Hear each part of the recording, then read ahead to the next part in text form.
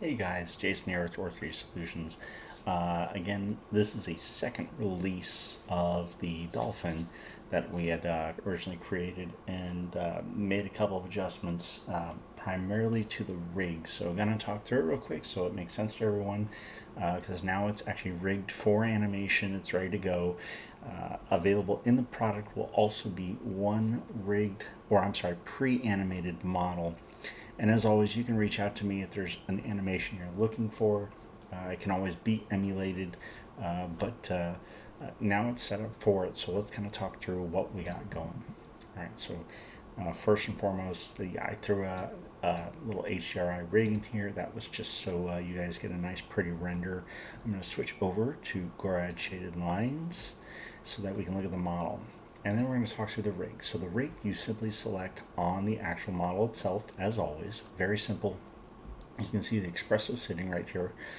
So if you open, you double click that espresso tag, you can look and see what the espresso is actually doing. So what I've done is actually a very simple thing. It's very much like my manta ray that I just released. So basically it's very simply put, a lot of rotation and banks. But they're compounded on each other. So the whole idea behind that is that what you get is this really nice, clean model that can be exported to several different formats. I prefer the fish rig in Cinema 4D, but it doesn't carry over well for other programs. So for that, I apologize, and I'm trying to be better at making it more versatile for all the modelers that are out there trying to use it for other things. So first and foremost, you click on the file, the C4D rigged file. Again, this is only rigged in Cinema 4D. However, I do have a bone structure. So if I open the bone structure, you can actually see where the bones are laid up in the body. Now, each program is unique, and everything has a different value and whatnot. In Cinema 4D, as it normally goes, you have a weight map. I'm gonna, for the moment, deselect the subdivision. So if I select all these channels, this is the weight mapped model.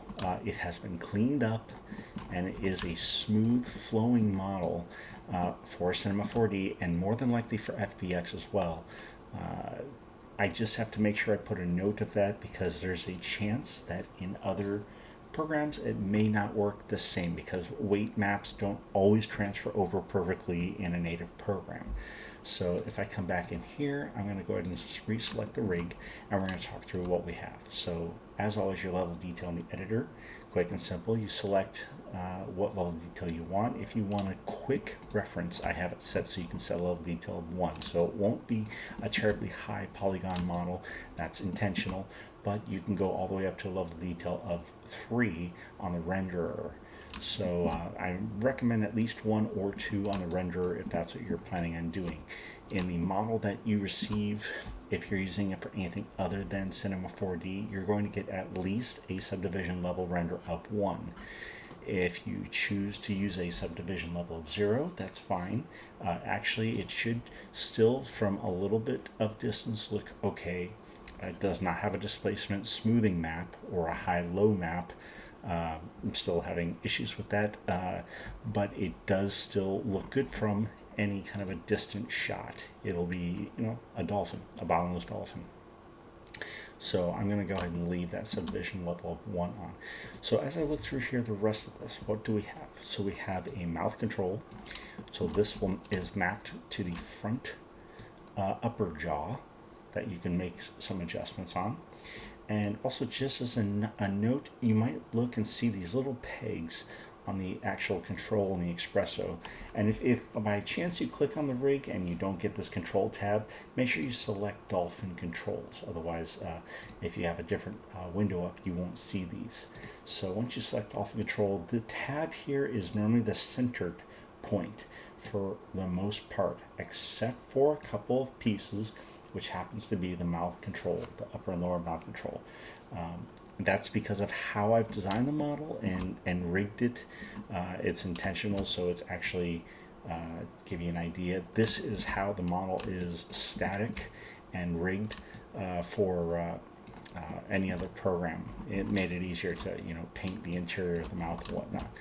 Okay, so we have lower mouth, we have upper mouth, you have head pitch. All of these channels have been adjusted so that you don't have very much distortion. It still will distort a little bit, but that's kind of the organic shape that you're going for. You have a mid-pitch control that will kind of adjust the body.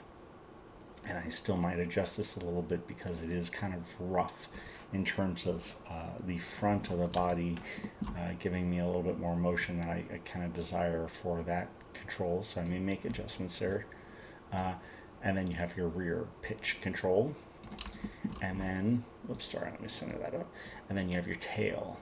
And this actually, it kind of worked out. I added a little bit of multiplication or math in here so that you have kind of a nice angular look. So you have this, you know, tail fin flap as you're making that adjustment. Now, what I may end up doing, because I'm noticing that in the rig that I made, I did notice that there is a very quick and easy swim function that appears to work. So I may make a slider so that you can have a very quick and simple swim to the speed that you desire. Not there yet, just want to throw it out though. So you also see that we have the pectoral fins, and yes, I know the bone structure is not perfectly following. That's intentional. It was how I smoothed the weight map that it's not perfectly following, so it's very smoothed out so that it gives a nice, you know, clean look as it's kind of adjusting. So, and you know, and in turn, I also did give you a little bit extra throw because of that. So it should look okay when you're running through your animation. And of course, your dorsal fin. This is a pretty simple thing. And then we have body twist. So you have your front body twist, which is just your head. And I really allow you to go far here. I'm probably going to drop this down because I think that's a little much. But you also have your rear body twist, so you kind of get this neat natural effect. So if you kind of want to follow a target, you know, you can almost map that to following a spline and have it trail how a dolphin would actually swim. So that's that for the rig. If you have questions, feel free to reach out and ask me, and I'm happy to help. And if I come in here to the animated model, so this is what you'll find in anything that you're using aside from Cinema 4D. The animated model, oops, yeah, I just made an adjustment on that. The animated model is set for a predefined swim, and you know, mouth kind of opens and it kind of does a gentle look around, just like a dolphin would normally do. Of course, he would kind of be going up and down, so I might animate the position in there as well. But you can align this to a spline and have him just kind of swim around as happy as a dolphin can be. So quick and simple rig, but as you can see, there's a lot going on, a whole lot of motion going on in here, and I'll be able to bake all that out for you guys. So I hope you enjoy this. I hope that this model works out for everyone that wants to add it to their ocean scene.